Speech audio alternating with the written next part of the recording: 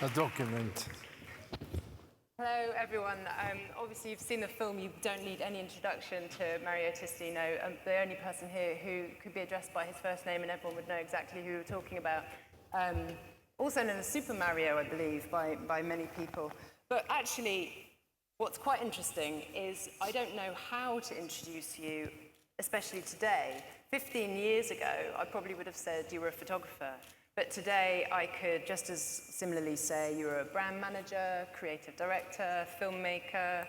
Now, you've got a foundation, so you're an art developer. How do you describe your own role? Well, I think that it's like with everything we're seeing today, the world is moving at such a fast speed that no longer you can be anything. I think a heart surgeon isn't called a cutter because he cuts the body to reach the heart. He has to do a whole prognosis to get to the decision of what he's going to do before cutting.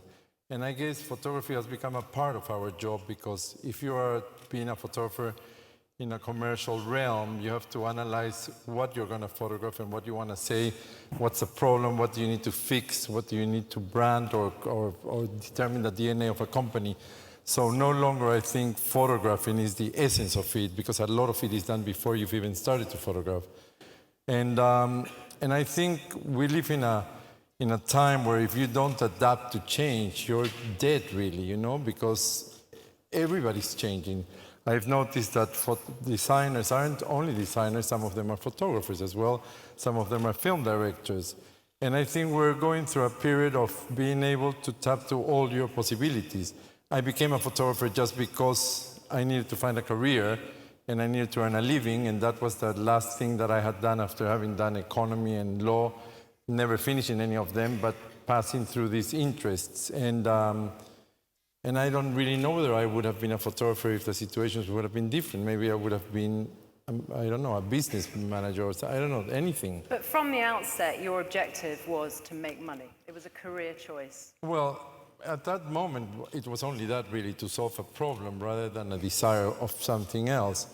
And I would say that through the years, I've understood that photography can be different things. When you're doing a photograph on a creative basis, you can create a piece of art. But I think within the commercial realms, you have to increase the income of whoever you're working for. If not, it makes no sense, photography. So my business is to make money in a way, and I guess I started trying to make money myself. I mean, I want to go back and talk a little bit about the brands with whom you've worked and what you've brought to them. I mean, when someone like you initially, you've done 10 years with Gucci, you kind of reinvigorated Gucci under Tom Ford, you transformed it into a completely different entity. You also kind of, as the film showed, you've been working with Michael Kors through IPO, you've been with Burberry for 17 years. What, when you first go to the brand, do they want when they want you to Mario the brand, do you think? Well, for me, brands are like private clubs that you have to create desire for everybody to want to belong to. And it's defining the essence of a brand, but a brand can be defined by many things, by its smell, by its look, by an interior can be a Gucci interior or a Burberry interior. The way you walk can be a Burberry walk or a Gucci or Kors walk or the way the car you buy, or I think everything is related to who that person is. And by identifying the brand, you sort of define what the person that will consume it will get or will belong to. I think that when I started doing Gucci, my thought was that Gucci sort of felt like an aristocratic family marrying an American heiress. So the mixture of history and aristocracy with new money and the desire to spend the money, because aristocracy doesn't always come with spending, whilst heiress does. Yeah. And when I went to Burberry, it was to define really a company that came from a raincoat company into today. And it sort of felt aristocratic in an English way. And I think the height for me of doing Burberry and defining it was the wedding between Freddie Windsor, who is the nephew of the Queen, to Kate Moss, who is royalty in another way. And that started bringing to me the company to today. And then when I went to Kors, Kors is all about that jet-set person that is always on the go, from a yacht to a helicopter to an airplane. And I think by I've always believed in this thing that repetition is recognition. Yeah. By repeating and banging it on people, you sort of get something across. When I started doing Burberry, we didn't even have a designer. Rosemary Bravo had taken Burberry, and she hadn't really hired a designer just yet when we started working. And it was interesting because the only thing that I found that we could hang on to, because we couldn't like do everything around a raincoat, so we chose the check as our thing that we repeated. And there wasn't a designer, all they had it was outerwear. So we had designers like Stephen Jones or Manolo Blahnik do shoes, do hats, do scarves with the check. And I have to say, 3 years later or 4 years later, you couldn't go anywhere without seeing the check. Yeah. Until it became even a problem because hooligans at football games all were waving the Burberry flag, the Burberry scarf. And you sort of had to withdraw and relook at where to take the brand. But I like this idea that you can walk down the street and you know that that person is wearing a Michael Kors handbag or a Burberry raincoat, or, you know, I think that's what makes desire. But what you're bringing also with it is then some consistency, like you introduce the house codes, as it were. I mean, that's a far greater role than a photographer. You know, it's very interesting what happened to me. When I started working for all these companies back in the late 80s, early 90s, most photographers wanted their name on the campaign. And when I took Gucci, my first request was that I didn't want my name on the campaign because I thought the company should live with the name itself and that the imagery actually should be recognized even if you took the logo out. So this was my main concern. Do you recognize this as a Gucci picture without the name? Was that an innovation at the time? Was that really... It was just different, you know. I mean, I realized that I needed a lot of clients because I wasn't satisfied with one client. And my clients were complaining because all of a sudden they saw I booked a girl for another client, and that's what led me to decide I don't want my name, I don't want people to really know it's me, it should just be the company. But with the years, I guess what we do is we try to convey what they're trying to say, you know, try to understand where they're coming from or what they're trying to sell and make that obvious to the clientele. And how often do you think brands... Oh, I lost I know what I was going to tell you. That at the beginning, a couple of my clients said to me, we don't want to hire an advertising agency. We want you to be the one that we talk to. Yeah. Because before my time, most people went to an advertising agency, booked the art director, and then the art director sold them an idea, and the art director had to get a photographer that would convey the idea. And a couple of clients I had said to me that they were having problems because they were sold one idea, but when they actually went to execute it, it wasn't at all like the idea they had been sold. And they wanted to talk to me directly and ask me if I could actually be responsible for the whole way the campaign would look. And that led me to start my own company, which I have today, which is Testino Plus, because that way I've realized, and it's been a fight, and it still is in a way, because what I've realized is that the layout of a campaign, for instance, is as important as the image. It's like part of the image. Yeah. Or what you're trying to say, if the designer or the president, the CEO of a company explains to me what they're trying to do, I can then say, I will do this. But I don't have to then go and convince somebody to do it or explain to them how to do it, because I've already understood, I'll do it myself. And this has been, for me, a very interesting thing, because it's made the photography as such a lot more effective than it alone as a photograph, that then I have to explain to the art director how to do it. No. I mean, when you now go to a company, say you're looking at the next Burberry season and how you're going to look at moving ahead, how has that changed in the last 15 years with the kind of range of platforms that you're now having to deliver to? Well, for starters, that what I just explained to you, that now they come to me directly, so I have to manage that communication throughout all the different platforms that we have today. You know, before I used to do a photograph, and there was an art director, I'd give him the photograph, and they would take over from then. Whilst today, we have to convey that image into many other ways of communicating. We have to do film and photography. Today, it's impossible to do a photo shoot without a film to go with it, because there are so many platforms that lend themselves to have film, moving image, even not a proper film, but just a 30 seconds moving image that conveys the image of the campaign. At the same time, we have to do a whole thing of behind the scenes, because in social medias, the most interested people is in how we work and who's arrived. It's really interesting, because for many years, the final project was, the final image was the most important. And today I almost think the doing of the image is more important than the final thing. Almost like customers aren't so interested in the thing that you're trying to sell them, but in the thing that you're not making any effort, but already communicates the idea. It's also about this sense of intimacy, like the internet has opened up everything so that we can all see a brand campaign image within 2 seconds of its release. It's proliferated around the world. Billions of people have seen it. I mean, that's great, but it's gone. 2 hours later, people are bored. But the interesting thing is that today there's been so much of the behind the scenes that we're having to reinvent how we communicate that all the time. What do you release 2 months before the campaign is even launched, and what do you carry on releasing throughout the season? Because this is what we have to do today, is basically assure the content for the 6 months that campaign is going to last in the magazines, in the press, in wherever it's going. I mean, I think it was interesting, we were talking last week, you said that you used to go to a show, conventionally, you'd watch it, you'd see the kind of, the one kind of outfit that you thought encapsulated the brand's sort of message for that season. You'd go backstage, have a conversation with a designer, and then boom, that was sort of effectively the campaign. Whereas now what you're thinking about is something that's got such a sort of longevity, you're looking at it from such a long sort of standpoint.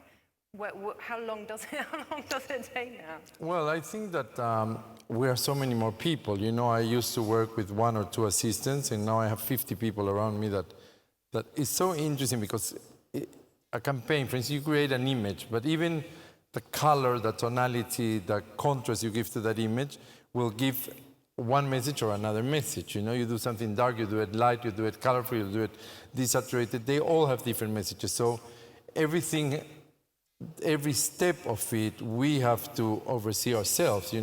The so-called photographer became really a brand maker in a way, and if you accept it, like I've done, you then have to be responsible for all the different platforms that they live in, and it's interesting, because photography and film is one thing, but being on Instagram or being on Twitter or being on any other platform, they all vary. They are subtleties that you have to think, how will this convey more what I want to say? I mean, also it's to do with the girls that are being casted. I mean, we did a piece at the weekend about the fact that the models now, when they sign a contract to be a brand face, they're also now kind of signing a contract to do various social media tie-ins with it. And you only book people if they have a social media presence. But that makes a lot of sense, because for the last 10 years, we've been communicating many things through actresses. When you see a photograph of an actress, it's very different than when you see a photograph of a model. A model is a pretty face. But an actress, you know their lives, what films they've done, how many kids they have, who have they dated, what have they worn, where are they going? It's like a lifestyle that comes with the face. The models before used to just come with the face, and they had nothing else. We didn't know anything, we weren't interested. We had the top models in the 80s, but when that died, what model today goes out in the night looking like in the photograph? None of them. So the only reason that they've managed to become relevant again is by their presence in Instagram or in Facebook, or because they can communicate to 20 million people, whilst for a company buying an ad in a magazine would take them, I don't know, 2 years to communicate that. With that many. I mean, it's interesting in a way, because the social media technological change has allowed, has sort of enabled the model to become more powerful again. It's sort of strengthened the fashion industry, which had become so sort of celebrity-driven, that maybe what we're seeing is a kind of retrenchment now of the fashion industry. But we are still celebrity-driven, because you look at a model like Kendall Jenner, that probably none of you know who she is, but I didn't know who she was 8 months ago. I mean, she's a Kardashian girl, so probably I should have known, but she wasn't called Kardashian, so there we go. Now probably we'll all know, because she is the daughter of Caitlyn, the transgender Jenner. daddy. Exactly. Yeah.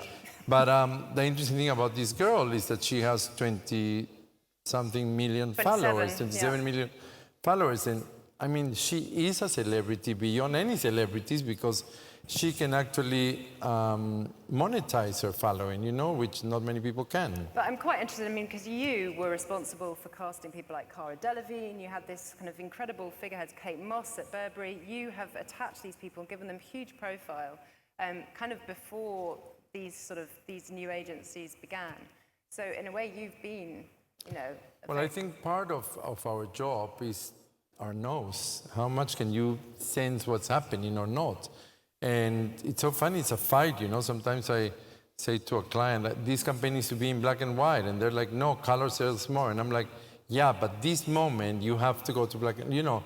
And it's just sensing what is coming or what is, or everybody says to me that I've done an amazing thing by going to Peru and buying property and opening a foundation or my museum.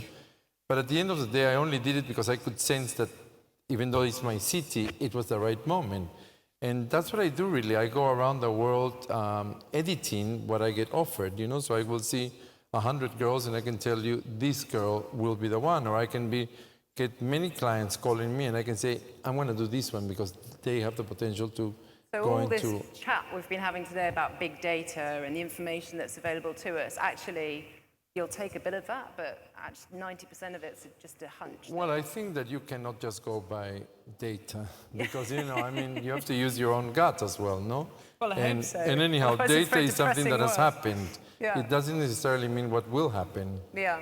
I mean, I want to talk about your own relationship with social media because one of the other great kind of, you know, holy grails for everyone is how to monetize it. And as a photographer, you know, your images are your livelihood. How quick were you to adopt Instagram? I have to say I wasn't that quick because maybe 4 years ago, Angela Ahrendts, when she was then the head of Burberry, said to me, you so should enter social medias because you could sell so much. And I was like, but I only have books to sell. But little did I know, really, that there's so much more to sell by building your name because... Yeah. What a lot of photographers said to me is, how can you put your pictures in a platform where everybody can appropriate themselves, use them, resend them, and you're not making any money? But I said, yeah, but I'm the one that is getting the following, and that following means money in a certain way. I mean, probably with the models it's more obvious because models get booked today. I mean, Cara Delevingne, who I started at Burberry, and many people told me that probably I was a bit mad. I mean, it wasn't me that found her. Christopher Bailey found her and used her in the show, and we decided, let's go for her. And people told me, well, why don't you use somebody like Kate Moss, who is known? But if you look at her, for instance, she has a humongous following. Everybody wants to book her because if she puts that she's done some campaign, she all of a sudden, you know, gets, I don't know how many million does she have, but 13 million. 13 million. Yeah. And then I realized that why not, I mean, I needed a avenue of my own. For the last 30 years, I've been working through other supports. You know, I do pictures for magazines, different Vogues. They all have a different way of speaking. I have to adapt to French Vogue, British Vogue, American Vogue. I've worked through companies from Versace to Burberry to Kors to, anyhow, all of them. And I actually have to communicate through them. And Instagram gave me the possibility of communicating directly to the people that look at my work or that follow what I do without having to go through somebody else. All of a sudden, it is my magazine and my voice. And I started this series, which I guess is up here, the towel series. Opportunity for us to look at naked people with towels on, but exactly. Also... But you would be amazed how many people find joy from it. And the interesting thing is that I've probably been wanting to do this for the last 15 years, but when I proposed it to magazines, they would say, but you're not selling clothes. And what I'm trying to say is that you would be surprised how many people are avid for things that we don't think they want, because people are afraid and don't dare to do.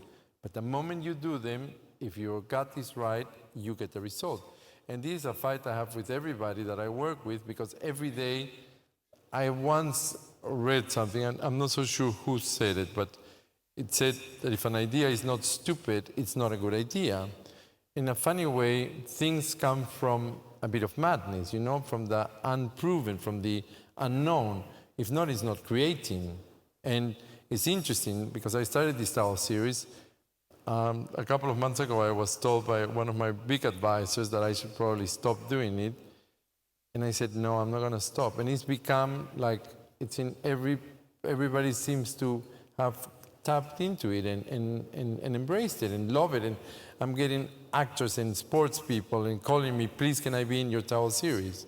I mean, it's really interesting that people are calling me to take their clothes off in front of me, but there you go. But how does that I mean, for you, like, you know, do you want to monetize that? Will it become a book ultimately? I mean, it might become a book, but the interesting thing is that all of a sudden people have realized that if they are in front of my lens in the towel series, they are it. If they're not, they're not.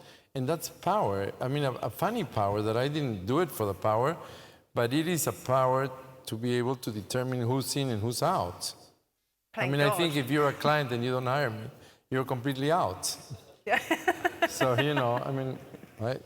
And then you've got the access. I mean, the next slide shows some of the kind of access that you've had at various events. I mean, presumably everybody's quite sort of responsive to being photographed by you. Well, I realized an amazing thing. Anna Winter started doing the Met Ball some, I don't know how many years ago, 20-something years ago. And I probably started going since then. And at the beginning, there weren't any photographers allowed except for me. I could go and take pictures. And then I started going to the Oscar parties, and a great on artist said no photographers inside, but I could go and take my camera. And the interesting thing is that I have photographed everybody who is anybody probably, or, I mean, there again, if I haven't photographed them, no, I don't know. But you know, I photographed everybody, so I know them, and it's really exciting to be able to go to these events where people are together. The first time I went to the Met Ball, I couldn't believe it, because wherever you lay your eyes, there's stars and more stars and the layers, you know, and there's Charlize Theron in the front and Sean Penn in the back, and behind is Beyonce, and behind, you know, it's like, it's amazing. Does it still excite you? Do you still kind of find it thrilling? Incredibly so, because basically I get bored at events, you know, I mean, you have to, for starters, drink a lot in order to get excited and be in the mood, and I don't know, and then the next day I work, because I sort of work every day, so I will feel terrible. So it's almost better to have something. And last year I did a takeover of the Met Ball for American Vogue, and I had my assistant. I mean, it's really insane that they don't allow people to take pictures, but I can come with my whole team, and they're coming to the table, showing me in the computer, do you like this? It's pretty sick, but it was exciting because so many people followed it, and so many people have the possibility of being at the event without being. And I think, as far as the photography side of my life, because I sort of don't like limiting myself to just doing that, but the photography side of my life has given me an amazing possibility of being able to share with everybody what I have. You know, whatever it is, be it that I'm on a boat, on an airplane, a helicopter, at a party, I can, and today through Instagram, I can have people in Peru, people in Australia, people in Mexico, you know, seeing everything that they don't have the possibility of seeing. And one way or another, it's quite a nice way of giving without even having to do much effort, enjoying it. Just getting on the helicopter. Exactly. So yeah, it's not bad. It's not bad. I mean, bearing in mind that, you know, everyone wants to be in the group and that you've got this incredible insight, I wanted to talk to you a little bit about, you know, China, the fact that you've done kind of this, the latest edition of China, which came out last week. You've virtually editorialized the whole magazine, and you have quite an interesting role to play there, because not only are you communicating with the Chinese reader, you're also working with the brands that are trying to, you know, infiltrate the Asian market. And I wondered how your editorial experience has kind of informed what you might be doing with the brands. Well, what I find of China is an amazing new market that, sadly, most people just see as a cash cow, that you just go and throw them things, but, which I think is a real shame, because it's a very interesting culture. I've actually gone with a very different take, because I find that the most exciting thing about my profession is that I get to go to different cultures, and I feed from them, I learn from them, I try to take everything I can to then give back to them something, because it's impossible to go and communicate with the Chinese unless you sort of know what they're about, or what they think, or what they like. Or, I mean, I'm lucky, I have friends, one of them is here, David Tang, who I've gotten to know some of China through him. And and you know, that opens a lot of doors. And I don't know, I think that they're completely different to us. They have, you know, they're like a new world, really, and with new possibilities that they didn't have for many years, whilst we've been living these things for a long time. So it's a slow process. I've been very lucky to get acquainted with the editor-in-chief of China Vogue, Angelica Chang, who's sort of, we've had a million conversations before we started working together, just to explain the way I work and for her to explain to me the way they are, because you need to understand these cultures. You can't just go and here, buy, because as we see, it hasn't worked. Yeah. You know, a lot of companies are seeing that all I hear is that China isn't what it promised to be. Do you think, though, that it was just a kind of cultural imperialism? I mean, I noticed we've got, you know, it's Kendall Jenner on the cover, so she's a woman who clearly speaks to all nations and all people. And the guy that is with her is a guy called Chris Wu, who in China is probably like Kendall here. But it's very young. The interesting thing about China is that maybe when companies first went there, it was easy to sell them because they didn't have much. They needed, but you know, they're quick learners. They've had a lot of time to experience, to travel, to see the difference in prices. If you go to Europe, maybe it costs one thing, but with the time you get it to China, it costs another thing. So, you know, you have to take all that into consideration. Some people say that, I've heard some companies say that sometimes they buy more abroad than they actually buy in China itself. I mean, this happened to Brazilians as well, you know, because to take things to Brazil costs so much money, but you could advertise in their magazines and they could go to New York or Miami and buy everything.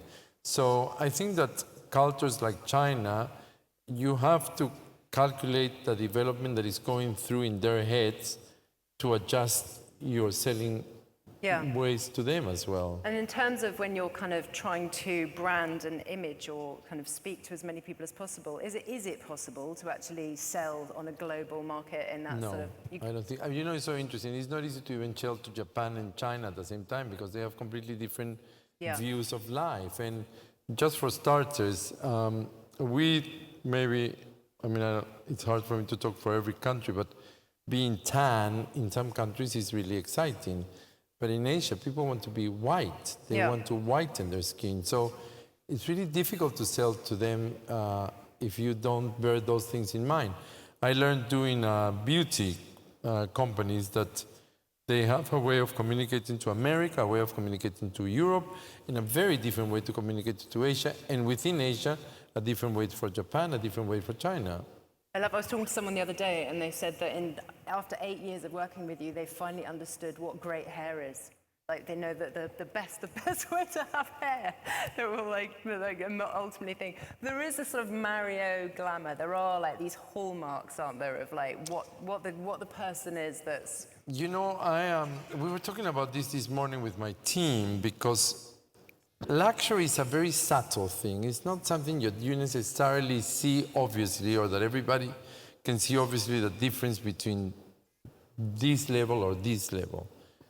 But you feel something that is different, you know? You can't quantify it necessarily, but there is something. I guess I've created a world where people that inhabit it like luxury, and not everybody likes that, you know? I see a lot of my contemporaries, well, I call them my contemporaries because we're working at the same time, but they're younger than me, and they thrive on sort of this grungy, poor, out-of-a-job look. And then they dress these girls in, you know, really, really expensive clothes. And, I mean, there is for everything, but I think that luxury is luxury, you know? If you're spending so much money on an Hermes bag and an outfit and whatever, obviously, everything that goes around it is the same, you know?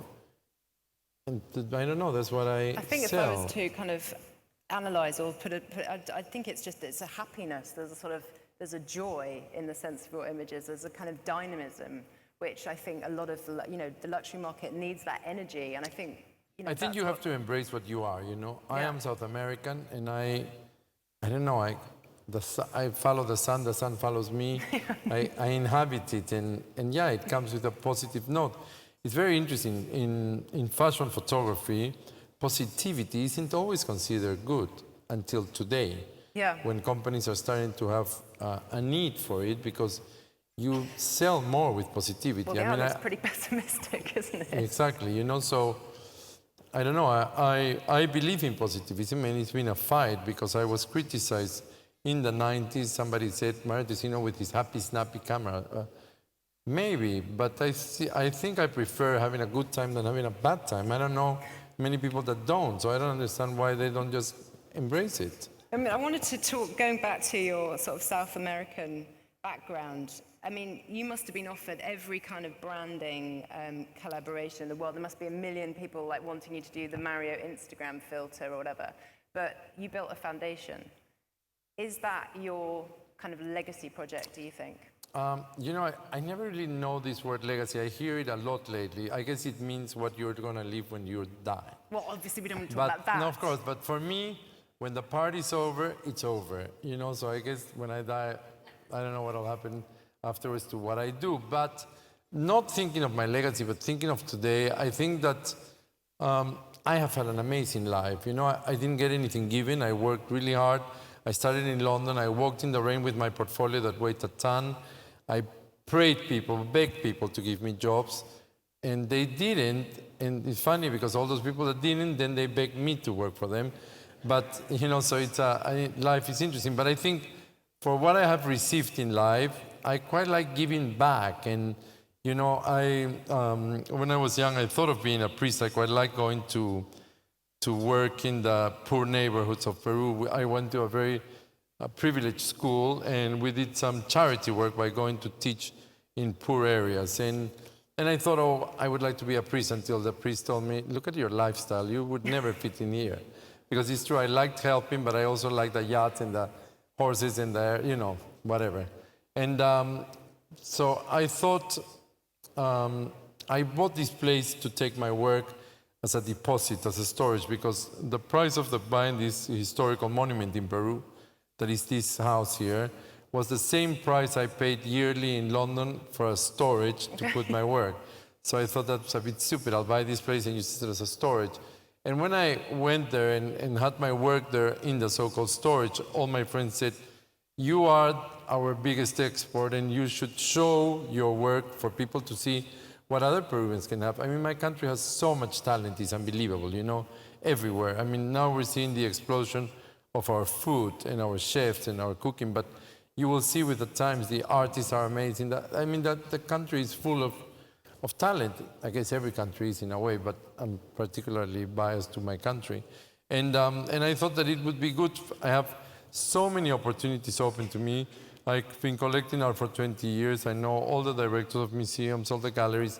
And I thought, I don't need to call those people for me, but they called me. It all started when the Tate Modern in England asked me to give the Turner Prize. And I went and gave it in Scotland. And I mean, I didn't really have anything to win. But what really made me tick is when Nick Serrota, the director, wrote me a letter, and he said, I hear you've opened a place in Peru for culture, and if you ever need any help, we can also help you. And that made me realize, you know, I have these possibilities, I can help other people, and I have to say charity is one of those things like exercises. In the morning, it's really hard to get up and go to the gym, but when you go, you feel incredible. Yeah. And giving has that same thing, you know, it's hard to give and it's boring sometimes when you're like, what about me? But when you actually do it, it's I don't know, it's very good. Well, Johan Rupert's was talking this morning about the greater discrepancy between, you know, the classes, and I suppose nowhere more so as somewhere like Peru. I mean, are you very kind of aware when you're there that the kind of lifestyle and the luxury aspiration that you're kind of selling is something which is so kind of out with the reach of a lot of the people that are there? You know, I believe in the American dream. Okay. Anybody can make it. I think you just need to work hard and be focused and sacrifice. And I don't know, it took me, I was very lucky because when I arrived to England, there was the overdraft facility that today it's very hard to get it. I remember going to my bank and asking them for £300. I mean, I was lucky my parents paid for my education, but at one point they said you have to come back to Peru because we had like a 2,000% inflation with a parallel devaluation, and I was like, I'm not going back to Peru. So I had to stay, and you know, it's like, I don't know, it made me learn a lot of how I should do with my life. And It's all about the graft. Got to put the work in. Well, listen, thank you so very much. I'm going to open up the room, see who's got questions. Yes, hello.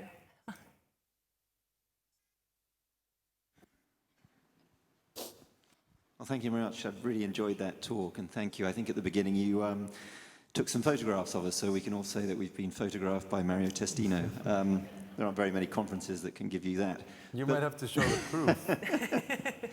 Serious question. Joe touched on it. We started the day with Johan Rupert, who talked about the tensions and social tensions that he worries about at night. And you obviously have a lens, so to speak, into both ends of the spectrum, the sort of very affluent, elite luxury end, but also I believe you do a lot of work for Save the Children and philanthropic enterprises. So I'm just wondering whether you feel that the luxury industry is developing a social conscience, whether it needs to, and whether that's something that concerns you from a personal and from an industry perspective too.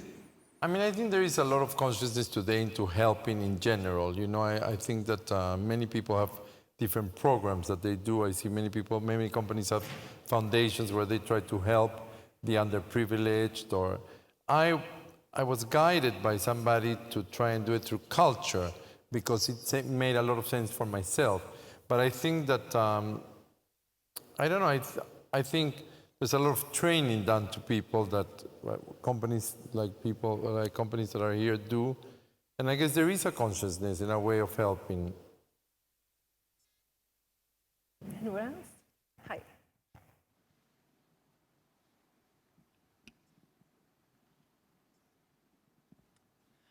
Hi. My question is, who was the most rewarding designer Heck worked with in terms of artistic freedom? You might have to, did you hear that? Who was the most rewarding designer with Artistic freedom. artistic Who freedom. allowed you the greatest artistic freedom? I mean, I have to say Tom Ford gave me a great opportunity when we worked together at Gucci, because I was quite surprised that contrary to most clients that tried to control me, he tried to push me. And I often said, are you sure you can run this image? He was like, yeah. So I think he gave me a great opportunity to express myself freely into a company that grew to where it is today. It certainly wasn't like that when we went in. Do you think, on the same note, do you think that people have become more wary of taking risk? I mean, do you think you could do those Gucci campaigns now? No, I don't think I can. And I think people are too worried almost. And I think that it's a shame because worry is the biggest problem in the world. People fear too much. I think, I don't know, I try to let go and overcome my fears as much as I can, because at the end of the day, what I'm finding surprising today is that the young generations don't think like us. They don't have the same codes or values or limits that we had, and they're much more open to surprise and to being, taken somewhere else. Well, they don't believe in privacy either, so there's no Exactly, access that's what I areas. mean, that the whole thing, I mean, I grew up in a society where showing what you had wasn't so great, and today, privacy is considered completely, people don't understand it. No, it's dying as a concept. Has anyone else got questions? Yes.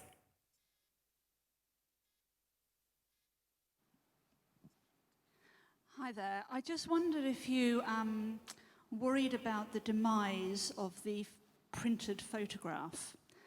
I mean, in 50 years' time, are we all going to be sat round a laptop with our grandchildren looking through digital images rather than the suitcase in the loft? I have very little attachment to anything that ceases to exist. I used to work with film, and when I noticed that the young generations were starting to work digitally, from one day to the other, without any qualms, I dropped film and went digital. And it took me a good year and a half to get it to the level that I had my photography before, but I decided that I had to go forward. When I was growing up, I remember listening to records. From records, we went to cassettes. From cassettes, we went to CDs. From CDs, we went to iPods. From iPods, I listened to the music in my phone. So to me, there is no sense in hanging on to anything if it stops existing, it's because something new will exist. And if you embrace it, it'll be as exciting as whatever else was before. My worry is the laptop that I took them on now won't work in sort of 50 years' time, so I will literally lose the Well, I have images. to say, we do our photography digitally today, and we store it in different ways, but I'm always asking them, is there another way that you can store it? Because back it up. all those things become obsolete and stop working from one day to the other. It's true. But my mom, who is 92, started having to place a call going to a local operator in a little office or house, and today is on Skype and Facebook. So that, I think, is my answer. Anyone else have a question? Yeah. David, don't be indiscreet. Terrible when you know people, they're all of a sudden like... You mentioned that you don't know the real meaning of legacy and what will happen after you died. So why don't you go and ask Pope Francis and offer to photograph him free? Because surely he must be one of the very few famous people on earth whom you might not have photographed. Sorry, what was that? Pope Francis, the Pope, Holy Father. Oh, yes. Why shouldn't I go and photograph him?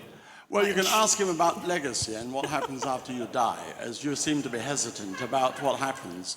Well, you know, I was raised a Catholic, so I could quite well go and see him, and he's South American like me. But does he really know? Does anybody know? Yes. I don't think so. I've got one last question. How do I improve my selfie taking? I think selfies are a really bad idea. Really? Oh, I mean, I don't know. I have been taking photographs for a long time, I think over 35 years. And I find the idea of a self-portrait the most boring thing there is. And even with all those wonderful filters, you just take well, the picture, turn the lens around. Look, I don't know if you FaceTime people. Oh God, I can't bear that. Exactly. Because all you do is you see yourself, right? awful You don't know. You're like... I like to FaceTime like And that. yesterday I saw somebody in the airport exactly like that, trying to find where they look good, and they didn't look good anyway. Selfies are not... It's not about a selfie, I don't think so. Okay. Thank you. Thank you.